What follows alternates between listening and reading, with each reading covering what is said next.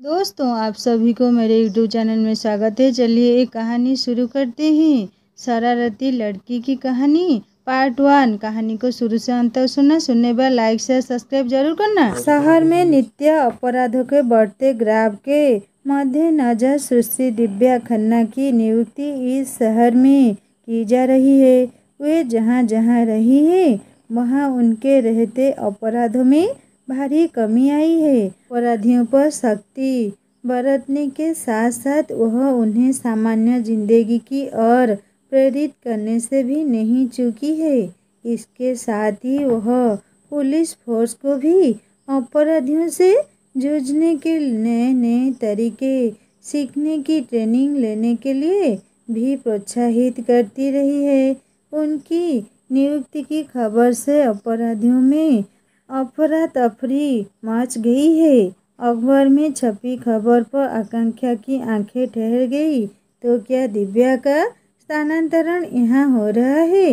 कितने दिनों पश्चात वे सब साथ साथ रह सकेंगे?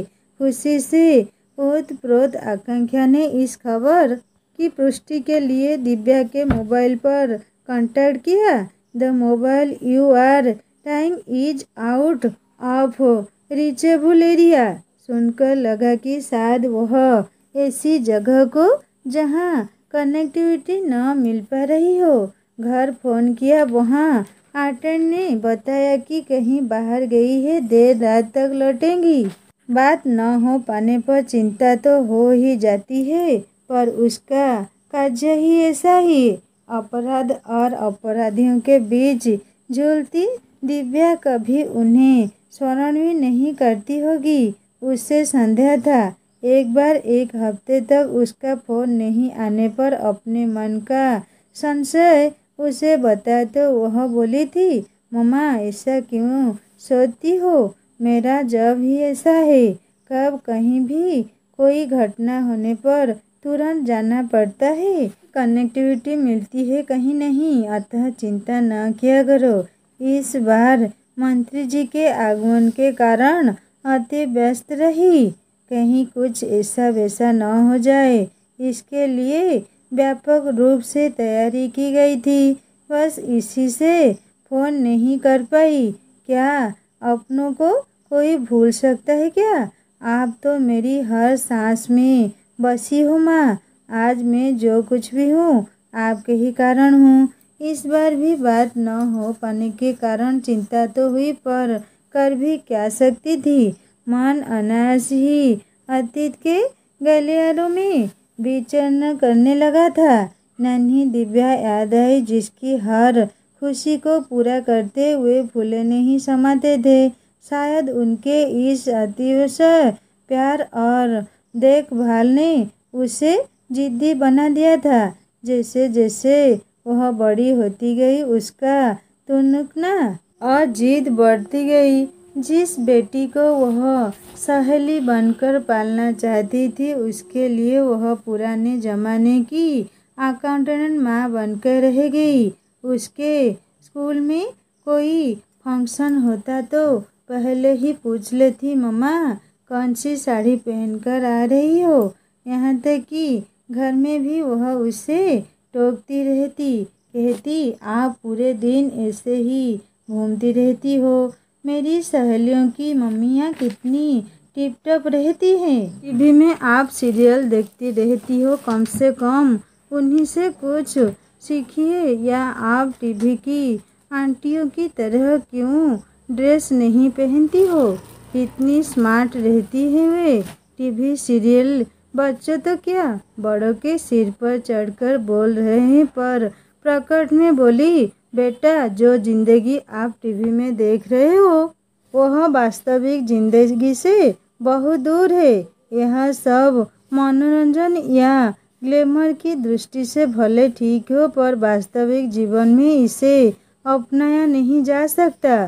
पर दिव्या पर कोई असर नहीं पड़ता था। छुट्टियों में तो उसे टीवी देखने के सिवा और कोई काम ही नहीं रहता था। किसने कौन सी ड्रेस पहनी है, उस ड्रेस के साथ कौन सी ज्वेलरी पहन रखी है, या लिपस्टिक का रंग कैसा है, वह यही देखना और सहेलियों से बात करने का मुद्दा रखता है। एक उनका समय था जब भी छुट्टियां होती थी कुछ न कुछ नया सीखने में जुट जाते थे, चाहे सिलाई हो या डाल मेकिंग का कोर्स, बेकरी या तरह तरह की आइसक्रीम बनाने के क्रैश कोर्स। इससे न केवल जानकारी बढ़ती थी वरना कुछ नया करने का विश्वास भी पैदा होता था। पर अब तो इस सब चीज़ों से कोई मतलब ही नहीं रहा है। शायद यही कारण है कि बच्चों की एक्टिविटी धीरे धीरे कम होती जा रही है। सबसे ज़्यादा आक्रोश उससे तब आता जब वह टीवी के पात्रों की तरह ड्रेस पहनना चाहती है तथा उन्हीं की तरह आचरण करती है।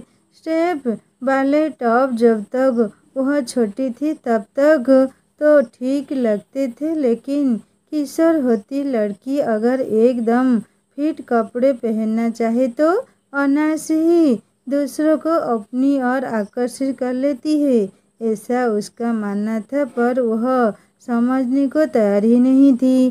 कॉलेज में पहनते ही उसकी नई नई डिमांड शुरू हो गई। तरह तरह की नई ड्रेस, मैचिंग जूते, पर्स इत्यादि खरीदे गए। टू व्हीलर भी अब आवश्यक हो गया क्योंकि साइकिल चलाने में अब उसे शर्म आने लगी थी। टू व्हीलर दिलवाया तो मानो उसके पर ही निकल गए। घर में वह टिकती ही नहीं थी, कुछ कहते तो चिढ़ जाती थी। दुख तो इस बात का था कि अपनी ही बेटी अपने लिए पराई होती चली जा रही थी। बिना से कहती तो वह कहते, क्यों चिंता करती हो, यह उम्र ही ऐसी है। इस समय शरीर में होते हार्मोनल परिवर्तन युवाओं के शरीर के साथ साथ मानसिक स्थिति में भी परिवर्तन ला देते हैं। इसीलिए बाल्यावस्था और युवावस्था के मध्य के इस काल को संक्रमण काल भी कहा जाता है। ज़्यादा टोका टोकी करने पर इस उम्र में बच्चों को अपने माता पिता ही अपने दुश्मन नजर आने लगते हैं। इसलिए कहा गया है कि इस समय बच्चों को माता पिता नहीं वरन मित्र समझकर व्यवहार करना चाहिए। मैं तो उससे मित्रवत व्यवहार ही करना चाहती हूँ, पर वह कुछ कहे सुने तब ना। उसने तो घर को सराय बना रखा है, उसका आने जाने का कोई समय ही निश्चित नहीं है। न जाने क्यों वह आवश्यकता से अधिक तिक्त हो चली थी। सब ठीक हो जाएगा, तुम चिंता मत करो, कहकर विनय ने टॉपिक बदल दिया था। पर सब कुछ ठीक कहाँ हो पाया था। रोज रोज पैसों को लेकर अलग चिक चिक होने लगी थी। विनय कहते दे तो आखिर इंसान कमाता किसी लिए है, बच्चों के लिए ही ना। अगर उनकी इच्छाएं पूरी न कर पाए तो इतना कमाने से क्या लाभ। जबकि आकांक्षा का सोचना था कि बच्चों को पैसे के महत्व का भी पता होना चाहिए। बच्चों को समझना चाहिए कि पैसा खर्च करना आसान है पर कमाना बेहद मुश्किल। अतः उनकी उतनी ही इच्छाएं पूरी करनी चाहिए जितनी आवश्यक हो। इसी बात पर अक्सर उसकी दिव्या से बहस हो जाती थी। वह उससे दिए हर पैसे का हिसाब चाहती, नहीं दे पाने पर उसे डांटती। जबकि विनय सोचते बच्चे ही थोड़ा बहुत इधर उधर तो खर्च करेंगे ही, उनसे हिसाब मांगकर व्यर्थ ही उन्हें टेंशन में डालना होगा। अपने पापा की सह पाकर वह उसे नज़रअंदाज करने लगी थी।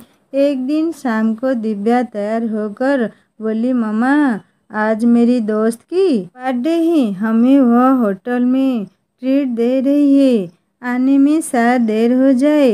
अब तो लगभग हर दूसरे तीसरे दिन यही कार्यक्रम होने लगा। एक दिन पूछी बैठी, ऐसे ही रोज पार्टियां होती रहती तो पढ़ाई कैसे होगी। रात में तो पढ़ती ही हूँ, लापरवाह स्वर में दिव्या ने उत्तर दिया। एक ऐसे ही दिन आने में देर होने पर उसने उस मित्र के घर फोन कर उसके बारे में पता करना चाहा तो पता चला कि वह तो काफ़ी पहले निकल चुकी है। उस दिन मन बहुत ही अशांत रहा। बाहर बरामदे में बैठी उसका इंतज़ार कर ही रही थी कि उसकी स्कूटी गेट पर रुकी। साथ ही दूसरे स्कूटर पर कोई लड़का उसे बाय करता हुआ निकल गया। पूछने पर चिढ़कर बोली, हाँ मेरा दोस्त था। समझ में नहीं आ रहा था वह क्या करे। कहाँ तो वह उसकी मित्र बनकर उसे पालना चाहती थी, पर अब जब भी कुछ भी कहती तो सीधा बोल देती, मम्मा आप तो मेरी जासूसी करती रहती हो। क्या आपको मुझ पर विश्वास नहीं है? तुझ पर तो विश्वास तो है बेटा, पर दुनिया वालों पर नहीं है। ऐसा वही लोग बोलते हैं जिन्हें स्वयं पर विश्वास नहीं होता। अति आत्मविश्वास वाले ही धोखा खाते हैं बेटा। हो सकता है जैसे तू अपना मित्र समझ रही है वही तुझे धोखा दे दे। आकांक्षा ने उसे समझाना चाहा, मम्मा अगर ऐसा है तो किसी को दोस्ती न बनाया जाए। आश्चर्यचकित मुद्रा में उसने पूछा, मेरे कहने का तात्पर्य यह नहीं है बेटा। दोस्त बनाओ पर अच्छी तरह परख कर। खास तौर पर लड़कों के साथ कभी अकेले मत जाओ। कॉलेज में ऐसी ड्रेस मत पहनकर जाओ जिससे लोग आकर्षित होकर कुछ गलत कार्य करने को प्रेरित हो। आकांक्षा ने उसे समझाते हुए पुनः कहा, मम्मा आप बार बार मेरे कपड़ों के बारे में क्यों इंगित करती रहती हो? कॉलेज में सब लड़कियां ही तो ऐसी ही ड्रेस पहनकर आती है। किंचित क्रोध से उसने कहा, बेटा मैं तो तुझे ऊंच नीच समझ रही थी। स्त्री की दौलत उसका चरित्र ही है। अगर वही नहीं रहा तो मान सम्मान धन दोनों सब व्यर्थ है। पर वह तो कब की जा चुकी थी। सच एक लड़की की माँ होना कांटों का ताज पहनने के बराबर है। खास तौर से जब लड़की सुंदर हो, नादान हो और जवानी की ओर कदम बढ़ा रही हो। कितनी ही शंकाएं, कितने ही संदेह मन को घेरे रहते हैं। उस पर भी यदि वह लड़की माँ की परेशानी को समझ नहीं पाए, उसे रूढ़िवादी, परंपरावादी इत्यादि अनेक अलंकरणों से युक्त कर सदैव कटघरे में खड़ा कर अपमानित करे तो बेचारी माँ अंतः कवच में सिमटने के अतिरिक्त कर भी क्या सकती है। परेशानी तो उससे तब होती थी जब वह दिव्या को पढ़ने की बजाय सजने संवरने में ज़्यादा ध्यान देते हुए देखती। बिना से कहती तो उनका वही रटा रटाया जवाब होता, तुम बहुत परेशान हो रही हो, यह उम्र ही ऐसी है। कुछ दिनों बाद सब ठीक हो जाएगा। एक दिन वह शॉपिंग करके लौट रही थी कि देखा दिव्या किसी के साथ बाइक पर बैठी जा रही है। अपना स्कूटर होते हुए भी भला वह दूसरे के स्कूटर पर कहाँ जा रही है। इस समय तो उसका क्लास होना चाहिए, फिर यह बाहर कहाँ घूम रही है। सोते हुए उसने ऑटो वाले से उनका पीछा करने के लिए कहा, पर जब तक ऑटो बैक हुआ वे आंखों से ओझल हो गए। वह मन मारकर घर लौट आई। उसने उसके कुछ मित्रों के घर फोन किया, पर सबने यही कहा कि पता नहीं, हमसे तो उसने कुछ कहा नहीं है। अब इंतजार करने के सिवाय कोई चारा भी नहीं था। बिना भी ऑफिस से आ गए थे। दिव्या के घर न आने पर वे भी चिंतित हो उठे थे। घड़ी की खिसकती सुइयों के साथ उनकी चिंताएं बढ़ रही थी। रात के 10 बज चुके थे। समझ नहीं पा रहे थे कि क्या करें। बार बार लड़के साथ बाइक पर जाती दिव्या की तस्वीर आंखों के सामने से घूम जाती। मन अनहोनी की आशंका से कांप उठता।